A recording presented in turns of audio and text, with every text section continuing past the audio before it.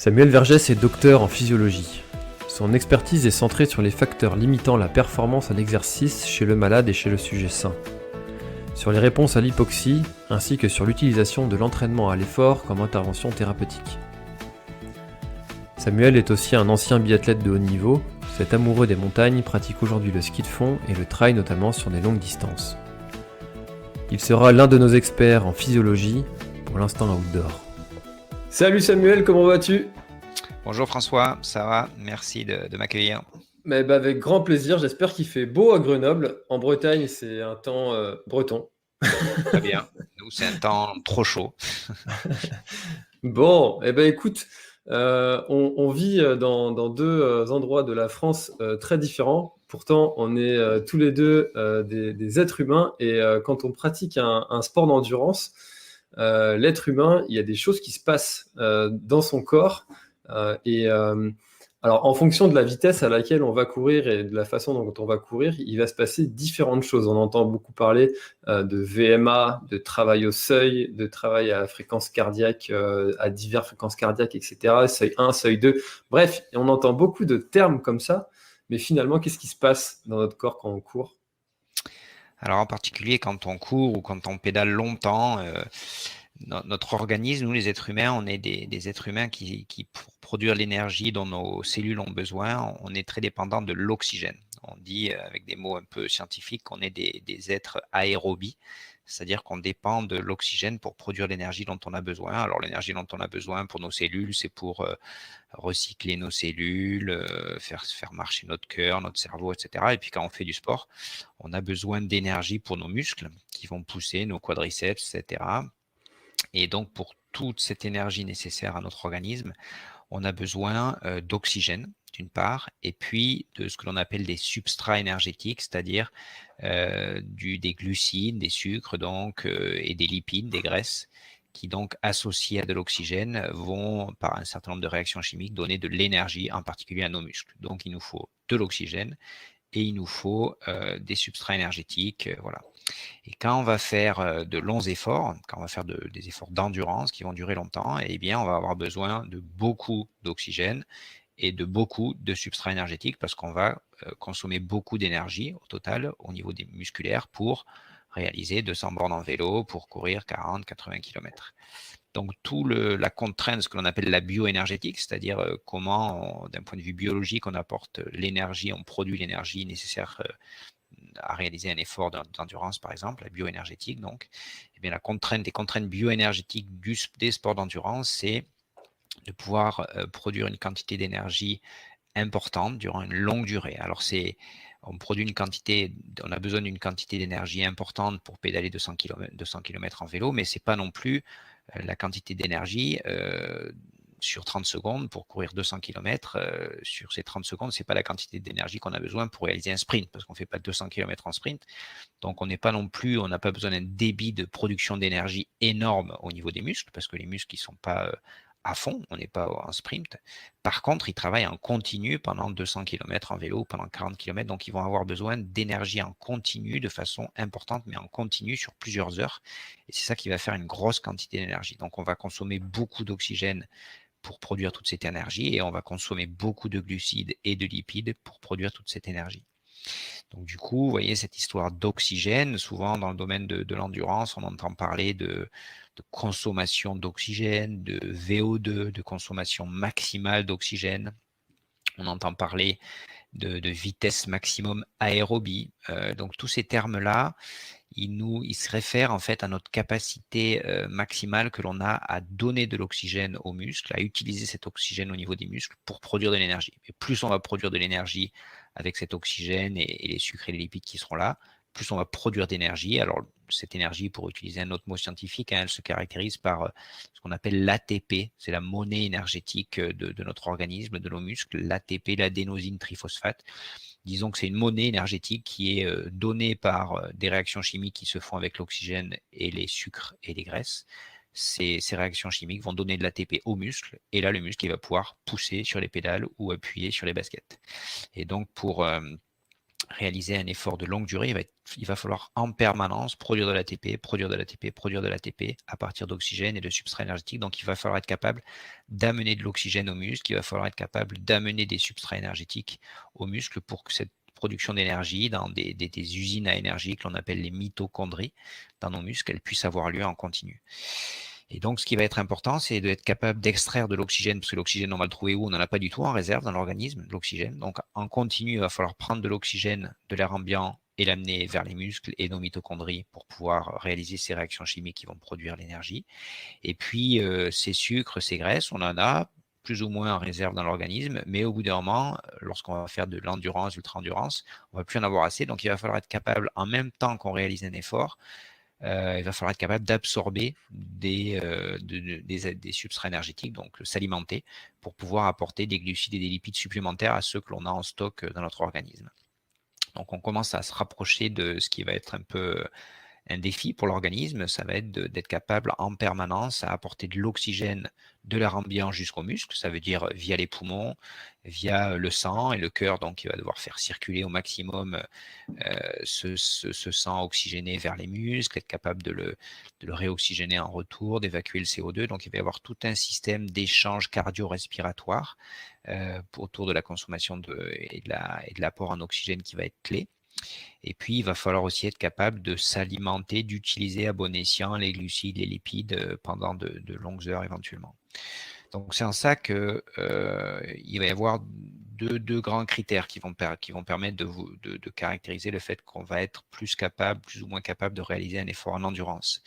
L'endurance, donc comme je l'ai dit au début, on ne va pas être sur un effort de plusieurs heures, on ne va pas être au maximum de nos capacités, on ne va pas être à fond, parce que si on part en sprint, on va courir quelques secondes, quelques dizaines de secondes, et on va s'arrêter. Donc on va partir à une vitesse qui est sous-maximale. Donc l'endurance, ça se définit par une intensité d'effort sous-maximale, mais maintenue très longtemps.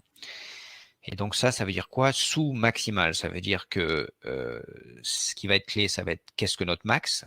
Donc si ma vitesse maximum que je peux courir sur quelques minutes, elle est de 12 km/h ou si elle est de 20 km/h, quand je vais prendre du sous-maximum de 12 km/h, ben, ça va être 10 km/h par exemple. Je vais pouvoir courir quelques dizaines de minutes ou heures à 10 km/h. Quand je vais prendre du sous-maximal de 20 vitesse maximale qui est 20 km/h, ça va être 18-17 km/h.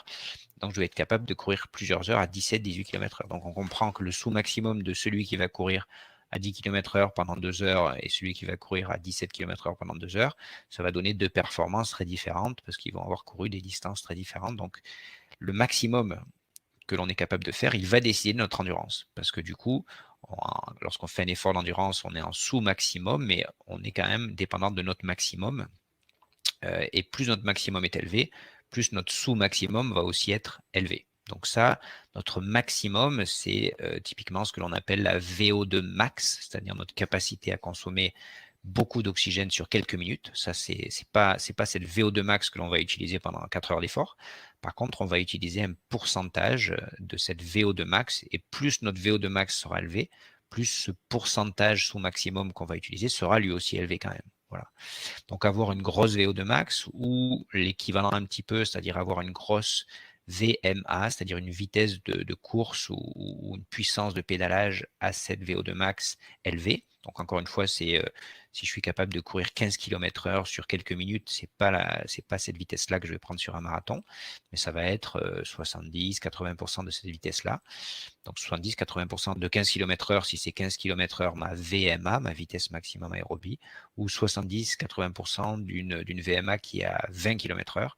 Ça va donner des performances au marathon très différentes. Donc encore une fois, ce qui va être important pour l'endurance, c'est le maximum, même si on n'est pas au maximum pendant l'effort d'endurance, mais le maximum est important parce que on va être capable de maintenir un effort d'endurance à une fraction de notre maximum, et plus notre maximum est élevé, plus cette fraction du maximum va être aussi élevée. Mais après, le maximum ne va pas tout décider. C'est-à-dire que pour un même maximum, pour deux personnes qui vont avoir une vitesse maximum aérobie, une VMA de 15 km/h, eh bien, on va voir sur le terrain qu'il y en a certains qui vont être capables, pour deux personnes, encore une fois, qui ont une VMA à 15 km/h, il y en a certains qui vont être capables de tenir 13 km/h pendant 3 heures. donc une bonne fraction de leur VMA à 15 km/h. Et puis le collègue, lui, sur 3 heures, il va être capable que de tenir 11 km/h. Lui, 13 km/h, même si sur quelques minutes, tous les deux peuvent courir à 15 km/h, il y en a un qui va être capable de tenir 3 heures à 13 km/h et l'autre, sur 3 heures, il peut tenir au maximum 11 km/h. Donc ça veut dire quoi? Ça veut dire qu'on peut avoir des capacités différentes à tenir dans le temps une fraction, un pourcentage de notre maximum. Donc, plus notre maximum est élevé, plus on a des chances de tenir longtemps un haut pourcentage de ce maximum. Mais plus, même si on a même maximum entre deux personnes, on peut développer des capacités à rester proche de notre maximum longtemps dans le temps, qui sont différentes d'un individu à l'autre. Voilà. Donc ça réfère à quoi?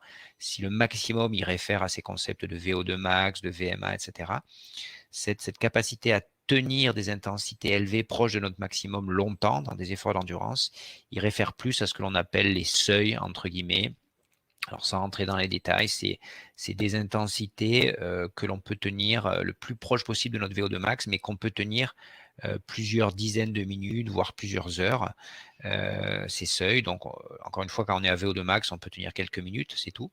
Mais quand on est à 80%, 85% ou 75% d'autres, là, on peut tenir plusieurs dizaines de minutes. Et puis, quand on est à 50, 60% de notre max, là, on peut tenir des heures et des heures. Voilà.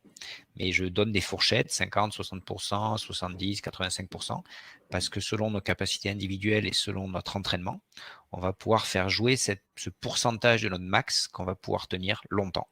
Et ça va être clé pour l'endurance. C'est notre capacité à tenir un pourcentage de notre consommation maximale d'oxygène très longtemps.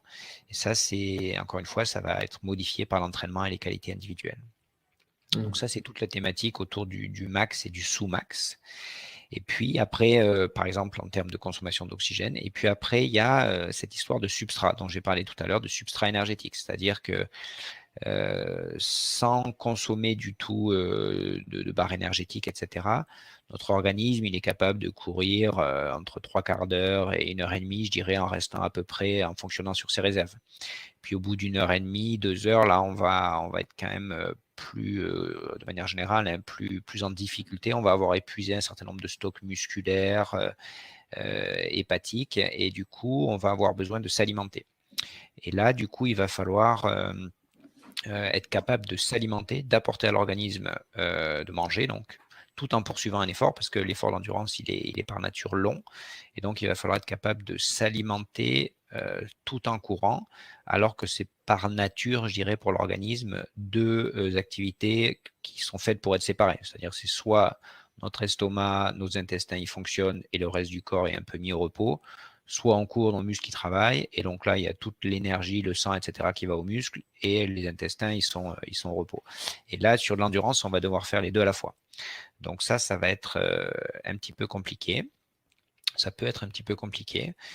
Ça demande un entraînement aussi. On peut entraîner notre système gastro-intestinal à être capable d'absorber de l'énergie, à s'alimenter tout en courant. C'est nécessaire d'entraîner cela. Et puis au niveau des substrats énergétiques, un autre élément clé, c'est que je l'ai dit au début, c'est que des réserves de sucre dans notre organisme, elles sont quand même malgré tout assez limitées. Par contre, selon nos corpulences, mais même quand on est assez affûté, on a des réserves qui sont là beaucoup plus importantes, voire des fois quasi illimitées, c'est nos réserves de graisse. Et l'énergie pour un effort d'endurance, on peut la produire à partir des sucres, des glucides, mais on peut aussi la produire, cette énergie nécessaire à l'endurance, on peut la produire à partir des graisses. Et ces graisses, il faut être capable de les utiliser. C'est sans entraînement, une personne sédentaire ou peu entraînée, elle va tout de suite se focaliser sur, bien sûr sans s'en rendre compte, sur les glucides. Elle va utiliser ses sucres et elle va pas être très capable, elle va pas avoir de bonnes capacités à préserver ses sucres tout en utilisant plutôt ses graisses. Et l'entraînement, là aussi, s'il est bien réalisé, va pouvoir nous permettre d'être plus apte, plus capable d'utiliser nos lipides, nos graisses corporelles, et donc, comme ces stocks sont beaucoup plus importants, nos stocks de graisse, que nos stocks de glucides, si on est capable de produire pas mal d'énergie en consommant de l'oxygène et nos graisses, les lipides que l'on stocke, on va être capable de tenir des efforts plus prolongés parce qu'on va préserver nos stocks de sucre et consommer nos graisses. Et ça, donc, ça s'entraîne aussi, et c'est un élément de performance en endurance. Donc, en résumé, il y a nos capacités maximum d'effort sur quelques minutes, notre VO2 max, notre VMA, notre PMA, etc., qui sont importantes. Il y a notre capacité à tenir longtemps une fraction de ce max, de rester longtemps à 70 à 80% de ce max. Et ça, c'est typiquement des qualités d'endurance. Et puis, il y a notre capacité à apporter des substrats énergétiques suffisants et à préserver nos stocks de glucides en utilisant nos stocks de lipides qui sont plus volumineux au cours d'un effort prolongé, qui vont faire que cet effort d'endurance il va être plus ou moins performant. Donc ça veut dire que quelqu'un qui se connaîtrait à la perfection pourrait très bien définir à quelle vitesse il doit courir ou il peut courir durant tout un effort sur un ultra et puis être vraiment très précis sur les pourcentages et les temps qu'il va mettre sur certaines distances et portions. C'est vrai que en faisant certaines évaluations dans des laboratoires comme nous à Grenoble, la médecine du sport, ou dans un laboratoire de physiologie comme l'on a ici, on peut faire un certain nombre de tests qui vont définir à la fois la VO2 max, la VMA sur un tapis roulant, la consommation d'oxygène en mesurant à la bouche les échanges gazeux. Et puis, on va définir des seuils où on va voir que l'organisme à telle intensité, à 80%, à 85% du max, commence à rentrer dans le dur. Donc, nous, on a des indices beaucoup plus objectifs que de dire qu'il rentre dans le dur, mais on va voir que l'organisme, là, il rentre dans une zone un peu plus dans le rouge, qui n'est plus une zone où la personne va être capable, le sportif va être capable de tenir des heures. Donc, on va pouvoir déterminer des niveaux d'effort, de fréquence cardiaque, des vitesses de course à laquelle la personne semble être au-delà d'un certain seuil qui va plus lui permettre de tenir des heures. Et donc, on va pouvoir prédire assez précisément, c'est vrai, ce qu'un sportif va être capable de faire. Alors, d'autant plus, je dirais, sur des types de courses ou d'efforts bien calibrés, comme la course à plat, comme le vélo, parce qu'on a des indicateurs de puissance, etc. Le trail, c'est un peu plus compliqué parce qu'il y a les montées, les descentes, etc. Donc, la vitesse ne veut plus dire grand-chose. Mais sur une course à plat, c'est vrai que théoriquement, on peut prédire assez bien des performances sur 20, 40 km, etc. sur la base de tests. Voilà. Mais heureusement, le physiologiste, il est quand même pas capable de tout prédire. Voilà. Et après, il va y avoir d'autres facteurs techniques, psychologiques, qui vont rentrer en jeu et qui font que, heureusement, on n'est pas capable de totalement prédire une performance sportive sur la base de tests. Par contre, à l'inverse, on va tester quelqu'un, on va pouvoir tout de suite dire que c'est mal parti pour courir 2h30 au marathon. Parce que, voilà, au bout d'un moment, on ne peut pas non plus... les remarques classiques, c'est que d'un cheval de trait, on ne fait pas un cheval de course. Donc ça, on le voit vite. On voit vite les catégories de coureurs ou de sportifs que l'on a. Mais après, on a des marges d'affûtage, encore une fois, de facteurs psychologiques, etc., de facteurs techniques qui vont rentrer en jeu et qu'on n'est pas entièrement capable de voir lors de tests en laboratoire. À t'écouter, quelqu'un qui commencerait un sport d'endurance se dirait j'ai envie, moi, mon objectif, c'est de courir sur des distances qui vont être assez longues. C'est un objectif voilà, que je compte me donner dans quelques années. Il va falloir que je fasse des entraînements VMA, donc typiquement des fractionnés type 30-30, 45-30, des choses comme ça. Mais aussi, donc, pour travailler ta VMA, donc ton VO2 max, ta capacité à absorber tout cet oxygène et à la transformer en énergie, mais aussi des sorties longues pour faire travailler les lipides et apprendre à mon corps à puiser dans cette source-là avant d'aller puiser dans les glucides. Mais finalement, comment est-ce qu'on équilibre tout ça parce que est-ce qu'on fait plus de l'un, plus de l'autre, moitié-moitié? Est-ce qu'il y a quelque chose qui peut être un modèle d'entraînement? Oui, alors c'est le domaine de l'entraînement et on parle souvent d'art de l'entraînement parce que c'est même au-delà de la connaissance en physiologie. La physiologie, nous, en tant que physiologiste, on donne des bases, des données théoriques précises sur lesquelles on s'appuie ensuite en tant qu'entraîneur. Mais après, il y a une individualisation de l'entraînement pour une personne donnée, pour un objectif donné, qui touche plus à l'art ensuite qu'à la connaissance scientifique pure. Donc c'est vrai que ce dosage, il est fin. Je dirais que le niveau de zéro de l'entraînement, c'est de se dire, ça serait de se dire de façon quasi caricaturale, je veux courir un marathon, donc je vais courir régulièrement des marathons. Je vais courir des 42 bornes, et puis peu à peu, j'arriverai à courir 42 bornes. Ça ne va pas ne pas marcher du tout. Mais c'est vrai qu'il y a des méthodes un peu plus fines où on va se retrouver à faire des séances où on va courir beaucoup plus vite que ce que l'on est capable de faire sur un marathon. C'est-à-dire qu'on va faire quelques minutes, 30 secondes, comme tu dis, d'effort à des vitesses qui sont beaucoup plus élevées que ce qu'on va maintenir au marathon. Mais ça, on va le faire parce qu'on sait que notre maximum, il va compter quand je vais devoir courir mon marathon à intensité sous-maximum. Donc, je vais pousser vers le haut mon max pour que mon sous-maximum aussi suive cette dynamique. Et puis, ensuite, je vais faire des séances où je vais me dire sous-maximum, oui, consommation d'oxygène, de substrat, oui, mais l'énergie, il va falloir être capable de la transformer en vitesse d'avancement.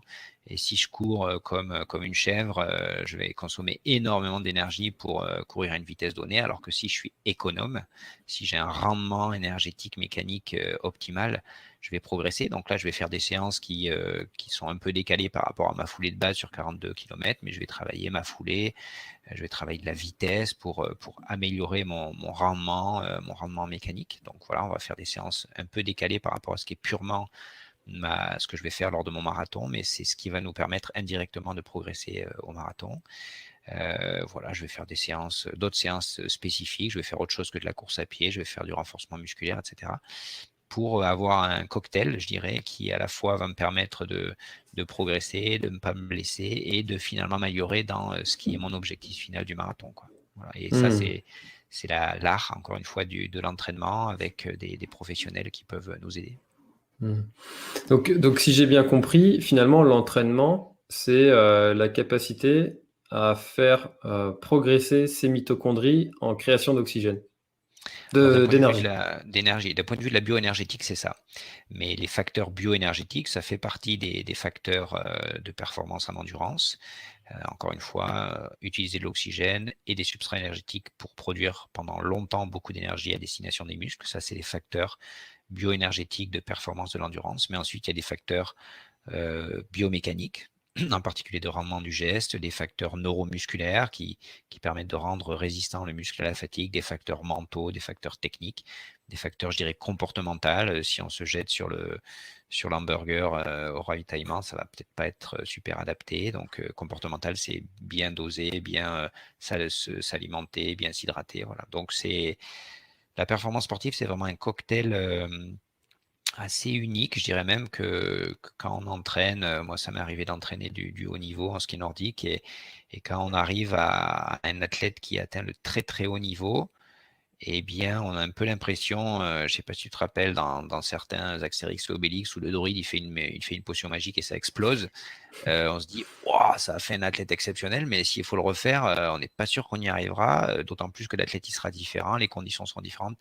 Donc, c'est un peu une recette magique des fois dont on arrive à trouver la composition, mais qui serait un peu unique. Et voilà, il y a un côté dans la performance sportive, et même soi-même, quand on réalise une super course, on se dit, wow, attends, qu'est-ce que j'ai fait, qu'est-ce que j'ai mangé, qu'est-ce que j'ai dormi, qu'est-ce que j'ai bu, comment je me suis entraîné. Et c'est un événement, c'est comme une œuvre d'art, c'est un événement un peu unique qui s'admire, dont il faut profiter parce que c'est pas facile de la produire et encore plus de la reproduire.